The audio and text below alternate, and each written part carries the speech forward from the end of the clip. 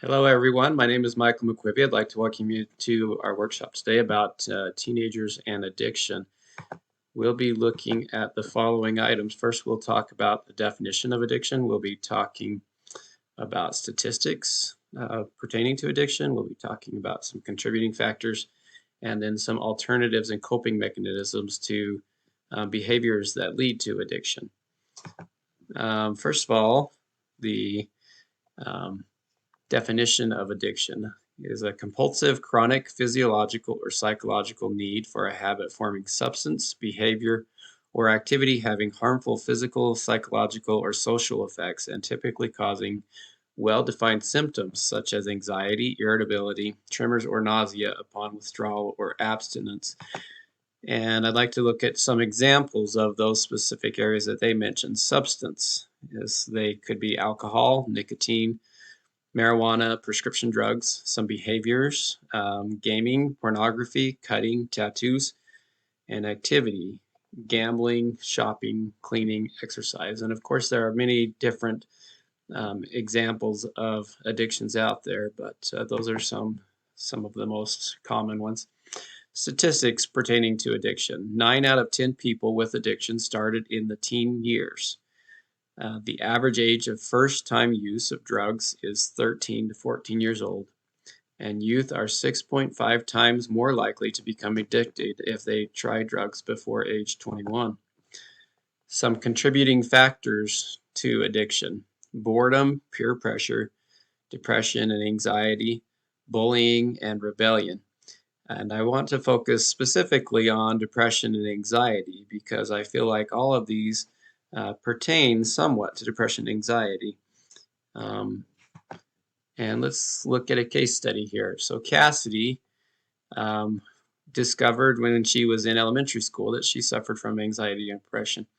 And she noticed when she became 13 years old that if she got into her parents' liquor cabinet and drank the whiskey there, that it helped her to drown out the depression and anxiety. So this led to her more frequently using whiskey, and by the time she finished high school, she was drinking daily. And she said that her favorite companion had become her worst enemy.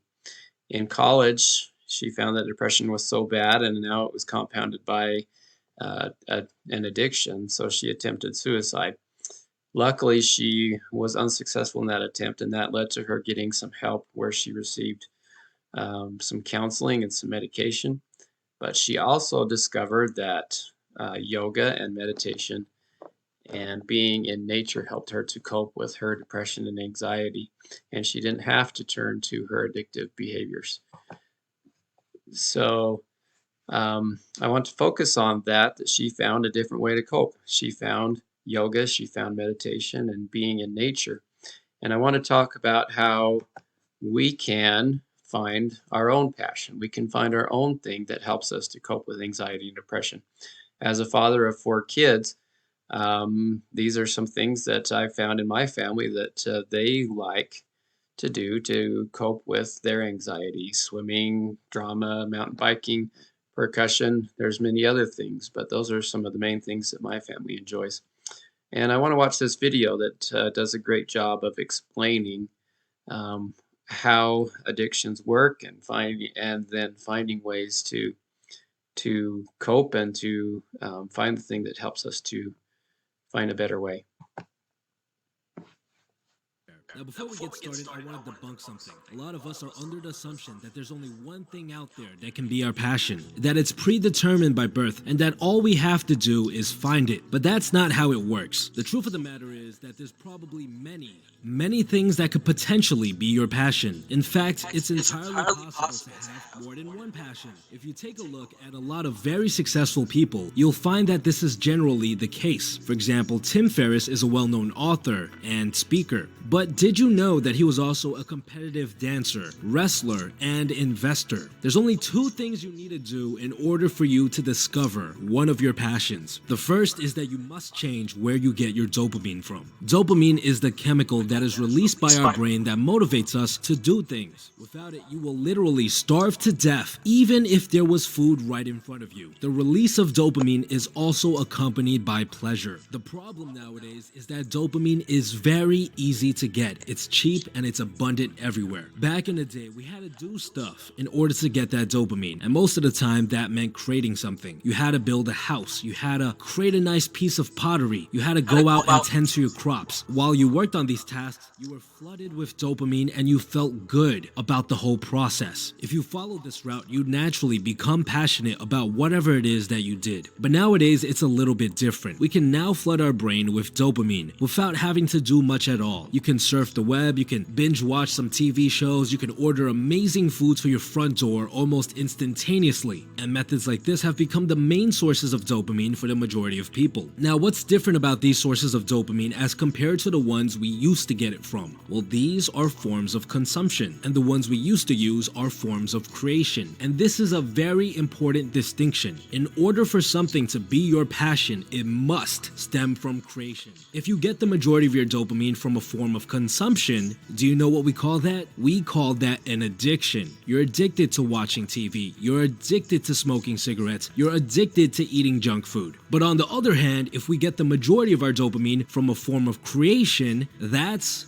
called a passion. You're passionate about drawing. You're passionate about dancing. You're passionate about farming. So the first and most important thing you have to do in order to find your passion is to turn back your consumption valve. Watch less TV, play less video games, eat less junk food. When you turn back your consumption valve, you force yourself to start looking for dopamine from forms of creation. This is crucial for our next step. The second thing you have to do in order to find your passion is to simply expose yourself to a variety of different forms of creation, to give yourself a chance to get dopamine from these sources instead of forms of consumption. Now, there's no fancy trick to finding these things. You just gotta approach it the old-fashioned way, by trying things out. So what I suggest you to do after successfully completing step number 1 is to search up a list of hobbies. Literally, go on Google and type in list of hobbies Wikipedia. Look through the list, and if you see anything that seems even remotely interesting or fun, write it down. Create a list. Then all you have to do is take this list and ask yourself, which thing would I like to try out first? You should only try out one of these hobbies at a time.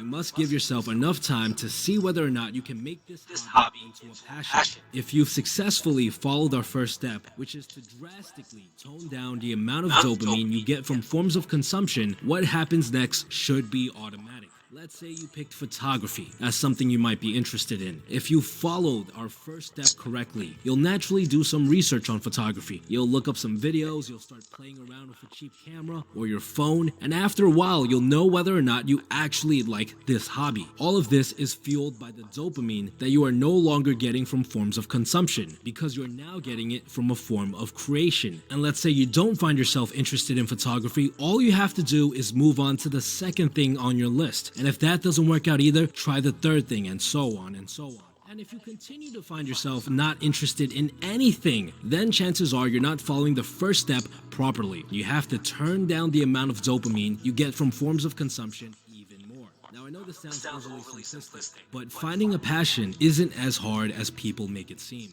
Honestly, all you have to do is tone down the amount of dopamine you're getting from sources of consumption and allow yourself to explore different forms of creation. Speaking of which, a great place for you to dip your feet into the water for a variety of different hobbies is Skillshare.com. Skillshare has over 17,000 unique videos teaching you about hundreds of different topics, including things like photography, drawing, productivity, business, and much, much more. Personally, I've been interested in learning more about videography and film. My goal is to eventually create better videos for you guys in the future, and these video editing classes are teaching me what I need in order to reach that goal. For those of you that are looking for your passion, I highly recommend Okay, that's enough that video there, but I want to just highlight what he talks about consumption and creation, and how a lot of the things that we do today give us the wrong kinds of dopamine. And if we find a way to build and create and look for opportunities to do things that will help us to um, work through our anxiety and depression, that we will be able to avoid addictive behaviors. This is a screenshot of the website that he talked about, Wikipedia, and just searching skills, and also Skillshare. And just want to encourage you to come and check us out at uapc.org, the Utah Addiction Prevention Coalition. We are here to help you to find ways to cope with your anxiety and depression so that you can be more successful in avoiding addictive behaviors. Thank you for joining, and we'll talk to you later.